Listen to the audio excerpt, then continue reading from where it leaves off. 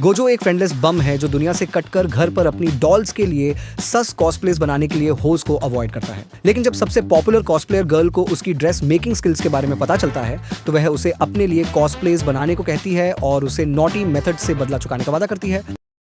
この辺でゴム外そっか。 बचपन से ही गोजो को अपने दादा काओरू की बनाई हीना डॉल्स से प्यार हो गया था और वह उन्हीं की तरह पैशनेट होकर हीना डॉल्स बनाना चाहता था। लेकिन जब उसने यह बात अपनी बचपन की सहेली के साथ शेयर की तो उसने उसे गर्ली थिंग्स पसंद करने के लिए क्रीप कह दिया, जिससे वह अपने पैशन को लेकर इनसिक्योर हो गया। वर्तमान में गोजो उसी नाइटमेयर से जागता है और सालों बाद भी वह दर्द महसूस करता है। उस सुबह वह नीचे अपने दादा की नाश्ते में मदद करने जाता है और बूढ़ा आदमी गोजो से पूछता है कि क्या उसने भविष्य की तैयारी के लिए गर्ल्स क्रीमी डोमेन्स को एक्सपैंड करना शुरू कर दिया है। और गोजो शर्मिंदा होते हुए उन्हें भरोसा दिलाता है कि वह शबुया इंसिडेंट के दौरान सुकुना से भी ज्यादा बॉडी स्लैप कर रहा है। हालांकि स्कूल जाते समय गोजो को इस कड़वी सच्चाई का सामना करना पड़ता है कि वह एक लोनली लूजर है जो दोस्त नहीं बना सकता। बाद में क्लास में खोए हुए वह सोचता है कि कैसे गुड़ियों के प्रति उसका पैशन उसे अकेला कर देता है, क्योंकि वह अपना बहुत सारा समय इसी पर फोकस करता है।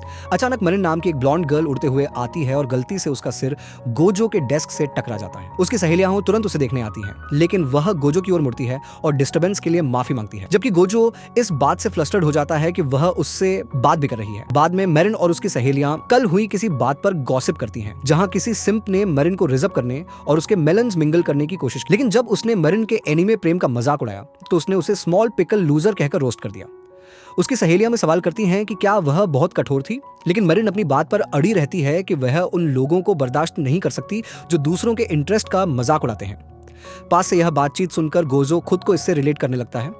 वह अपना हाथ कसकर पकड़ता है और सोचता है कि मारिन कितनी लकी है कि उसके पास ऐसे लोग हैं जो उसे स्वीकार करते हैं। उसके विपरीत स्कूल के बाद गोजो अन्य छात्रों द्वारा अपनी सफाई की ड्यूटी छोड़ने के बाद क्लास साफ करने के लिए अकेला रुकता है। सफाई करते समय दरवाजा खुलता है और मेरिन अंदर आती है और उसकी मदद करने लगती है, जिससे वह कंफ्यूज हो जाता है। मरिन पूछती है कि बाकी सब कहां गए, और जब वह सुनती है कि सब अपनी ड्यूटी डिच करके भाग गए तो वह स्पष्ट रूप से नाराज हो जाती है। गोजो कहता है कि उसे कोई फर्क नहीं पड़ता, लेकिन मरिन असहमत होती है और उससे कहती है कि उसे लोगों को अपने ऊपर से चलने नहीं देना चाहिए, बल्कि अपनी भावनाओं को व्यक्त करना चाहिए, जिससे वह दंग रह जाता है। कुछ दिनों बाद सिलाई करते समय गोजो की उंगलियां कट जाती हैं। वह अभी भी मारिन की बातों के बारे में सोच रहा होता है। तभी उसे नोटिस होता है कि सिलाई मशीन अब काम नहीं कर रही है, इसलिए वह एक समाधान निकालता है। अगले दिन स्कूल के बाद होम इकोनॉमिक्स रूम की सिलाई मशीन उधार लेता है और अपनी एक गुड़िया साथ लाता है। अचानक मेरिन अंदर आती है, जिससे वह इतना डर जाता है कि वह अपनी गुड़िया लगभग गिरा ही देता है। वह उसे बचाने के लिए तुरंत डाइव लगाता है और मजाक उड़े जाने के लिए तैयार हो जाता है। लेकिन जब वह ऊपर देखता है तो वह देखता है कि मेरिन इस बात से अमेज्ड है कि गोजो को सिलाई आती है और पूछती है कि उसने कहां सीखा। वह उसे बताता है कि उसका परिवार एक हीना डॉल शॉप चलाता है। उत्सुक होकर मेरिन उस गुड़िया को देखने के लिए मांगती है जिसे उसने पकड़ा हुआ है, और जब वह उसे थमाता है तो वह तारीफ करती है कि वह कितनी खूबसूरत दिखती है। गोजो हैरान है क्योंकि पहले कभी किसी ने उसके इंटरेस्ट के बारे में कुछ अच्छा नहीं कहा था। वह उसे बताता है कि वह केवल कपड़े बना सकता है, गुड़िया खुद नहीं। लेकिन जब मारिन ये सुनती है तो वह अपनी यूनिफॉर्म के बटन खोलती है और गोजो को मुड़ने के लिए कहती है। वह तुरंत बात मानता है, कंफ्यूज होकर कि ये किस तरह का जॉनी सन्स सिनेरियो चल रहा है। जब वह तैयार हो जाती है तो वह खुद को एक सिंपल काली ड्रेस में पेश करती है। गोजो इसके बारे में पूछता है और वह उसे एक रेफरेंस पिक्चर देती है, ये समझाते हुए कि वह एक कॉस्ट्यूम को रिक्रिएट करने की कोशिश कर रही है। गोजो तुरंत इसमें सब कुछ गलत देखता है और उसे एक हार्श क्रिटिक देता है, उसके डिजाइन को ट्रैश कहता है। लेकिन जब वह मरिन को रोते हुए देखता है तो वह ऑल फोर्स घुटनों के बल पर आ जाता है और कठोर होने के लिए माफी मांगता है। वह उसे भरोसा दिलाती है कि वह पागल नहीं है और समझाती है कि यह ड्रेस उसकी कॉस्प्ले की कोशिश है, जो उसके लिए किसी कैरेक्टर के प्रति प्यार दिखाने का अल्टीमेट तरीका है। तभी मेरिन को एक आइडिया आता है और वह गोजो से पूछती है कि क्या वह उसे कॉस्प्ले आउटफिट्स बनाने में मदद कर सकता है। उसके जुनून से प्रभावित होकर और लोगों के इंटरेस्ट को स्वीकार करने के बारे में उसके शब्दों को याद करते हुए गोजो मदद करने के लिए सहमत हो जाता है।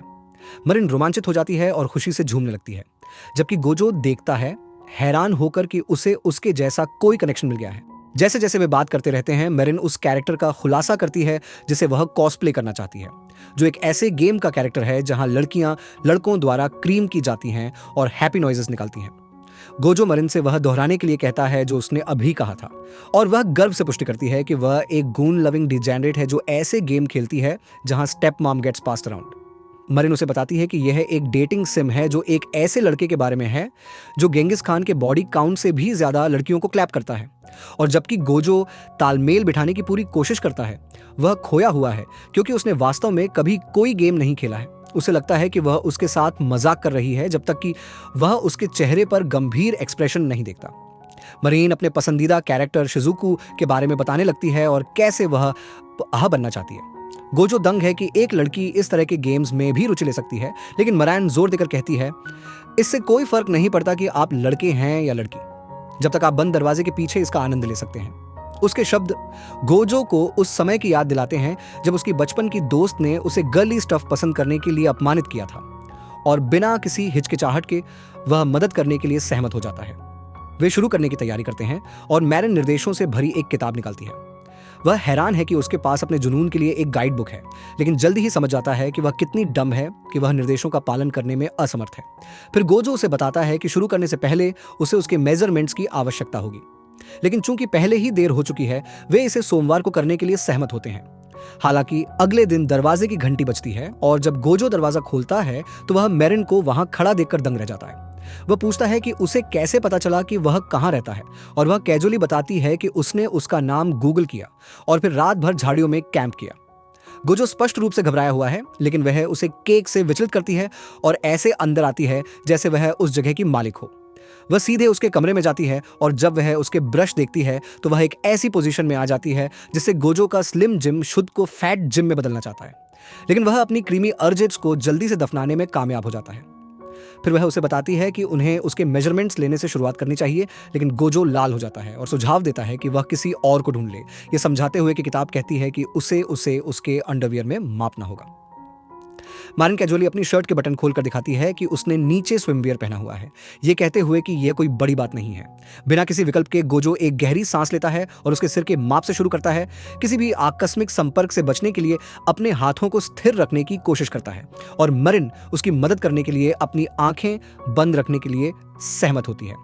लेकिन जब वह अचानक उन्हें खोलती है तो गोजो खुद को फर्श पर येट फेंक देता है। एक बार जब वह खुद को संभाल लेता है तो वह उसे अपने कंधों को मापने के लिए मुड़ने के लिए कहता है। हालांकि वह उसके राइस केक्स को देखकर फ्लस्टर्ड हो जाता है और पूछता है कि वह शर्मिंदा क्यों नहीं है। मैरिन बस कहती है कि वह शिजुको बनने पर फोकस्ड है और इसका मतलब है कि निर्देशों का बिल्कुल पालन करना। यह सुनने के बाद गोजो खुद को थप्पड़ मारता है, अपने दिमाग को भटकने देने के लिए माफी मांगता है और चीजों को गंभीरता से लेने का फैसला करता है। वह एक प्रोफेशनल की तरह सभी बेसिक माप लेता है और उन्हें लिख लेता है। फिर मरिन उसे अपने पैर मापने के लिए कहती है, यह कहते हुए कि उसे हमेशा सही फिट खोजने में परेशानी होती है। गोजो उसे एक कुर्सी देने की पेशकश करता है, लेकिन मैरिन उसके बिस्तर पर कूद जाती है। गोजो घबरा जाता है, उसे चेतावनी देता है कि वह शाब्दिक रूप से उसके डिस्कार्डेड ऑफस्प्रिंग पर बैठी है, लेकिन वह और भी आराम से लेट जाती है। जबकि वह अभी भी फ्रीक आउट कर रहा है, वह अपना पैर उसकी गोद में रखती है और उसे इसे खत्म करने के लिए कहती है। गोजो काम पूरा करने में सफल रहता है, लेकिन मैरिन उसे अपनी बस्ट मापने के लिए कहती है। गोजो तुरंत कहता है कि उसे वह खुद करना चाहिए, लेकिन मैरिन शिकायत करती है कि अकेले सही ढंग से करना मुश्किल है। फिर अपने बाल उठाती है और उसे करने के लिए कहती है। अनिच्छा से गोजो उसकी दिल की धड़कन सुनने के लिए काफी करीब झुकता है और चीक क्लैपिंग के बारे में सोचने से अपने दिमाग को बचाने के लिए पसीना बहाने लगता है। वो कल्पना करता है कि उसका गिजी आपके अगली एक्सेस द्वारा गॉबल किया जा रहा है और माप लेने में कामयाब हो जाता है। मरिन फिर कहती है कि उन्हें अभी भी उसके बस्ट पॉइंट और इंसीम को मापने की जरूरत है। गोजो कल्पना करता है कि इसका क्या मतलब है और सीधे मना कर देता है। जोर देती है कि चेस्ट पैटर्न सही पाने के लिए यह जरूरी है, लेकिन गोजो इशारा करता है कि वह मूल रूप से एक बहुत ही स्पेसिफिक टारगेट पर निशाना साध रहा होगा। मरिन इस बात पर हंसती है कि वह कितना शर्मिंदा है और खुद इसे मापने का फैसला करती है। लेकिन जब वह उसे बताती है कि यह 7 इंच है तो वह कुछ और चीजों की कल्पना करने से खुद को रोक नहीं पाता जो वहां फिट हो सकती हैं। गोजो का इससे क्या मतलब है? फिर गोजो उसकी इंसीम मापने के लिए तैयार होता है और इस बार वह खुद से कहता है कि उसे फ्लस्टर्ड नहीं होना है। लेकिन जैसे ही उसका हाथ मरिन को छूता है वह शर्मा जाती है और थोड़ा छटपटाती है, अपनी क्लैम में एक झंझनाहट महसूस करती है। बाद में गोजो गेम से विजुअल रेफरेंस मांगता है ताकि वह ड्रेस को ठीक से डिजाइन कर सके। वह उसे 2 सीढ़ी थमाती है और उत्साह से झूम उठती है। गोजो फोकस करने की कोशिश करता है, लेकिन उसकी निगाहें कहीं और भटक जाती हैं और वह लगभग अपनी पैंट्स व्हाइट पेंट कर देता है। उस रात कारू घर आता है और देखता है कि गोजो गेम से चिपका हुआ है और रेफरेंस ढूंढ रहा है। जहां गोजो अपने कॉस्ट्यूम प्रोजेक्ट के लिए लॉक्ड इन है, वहीं चारू हैरान है और मन ही मन सोचता है कि गोजो लड़कियों के क्रीम्ड होने वाले गेम के नोट्स लेने के लिए कितना फोकस्ड है। उस रात गोजो सपना देखता है कि उसने आखिरकार मारिन की कॉस्प्ले आउटफिट पूरी कर ली है और उसे दिखाता है। लेकिन फिर मारिन अपने कैरेक्टर में बदल जाती है और उसे बेलीज बम्प करने की भीख मांगती है। गोजो झटके से जाग जाता है और उसे एहसास होता है कि वह पछतावे और शर्म से वेट गीला है। शर्मिंदा होकर वह अपने बिस्तर के पास वाली हिना डॉल से कहता है कि वह दूसरी तरफ देखे ताकि वह अपने क्रीमी बिजनेस को संभाल सके। बाद में स्कूल में गोजो को मरिन का सामना करने से डर लगता है। जैसे ही वह ओवरथिंकिंग कर रहा होता है, मारिन गलियारे में आती है। हर कोई यह देखने के लिए मुड़ता है कि वह कितनी सुंदर और लोकप्रिय है। गोजो के विचार उसकी स्विमसूट वाली इमेज की ओर बहने लगते हैं और वह खुद पर काबू पाने के लिए संघर्ष करता है। वह शांत होने के लिए जगह ढूंढने लगता है, लेकिन मरिन आ जाती है और शनिवार को उसकी मदद करने के लिए उसे धन्यवाद देती है। गोजो अपनी यादों से अभिभूत होकर बुरी तरह शर्मा जाता है, लेकिन मारिन हमेशा की तरह उससे बातें करती है। तभी उसकी सहेलियां उसमें कहीं से आ जाती हैं और वे सब उससे बात करने लगती हैं। लेकिन जब वे उसके चेहरे के रिएक्शन देखती हैं तो वे सोचती हैं कि क्या उन्हें उसे अकेला छोड़ देना चाहिए, क्योंकि वह घबराया हुआ लग रहा है। मरिन चीजों को कूल रखने की कोशिश करती है, लेकिन जब वह गलती से अपने मेलन्स को उसके हाथ से टच करती है तो यह ट्विंकल के उठने का कारण बन जाता है। फिर उसकी सहेलियों को याद आता है कि उन्हें क्लास के लिए देर हो रही है और वे चली जाती हैं और मारिन अलविदा कहती है। गोजो को राहत महसूस होती है कि मरिन स्कूल में भी उसके साथ सामान्य व्यवहार करती है। तो इसी के साथ ये पार्ट खत्म होता है। अगर वीडियो पसंद आई हो तो लाइक और सब्सक्राइब जरूर करना। मिलते हैं अगले पार्ट में, तब तक के लिए बाय बाय।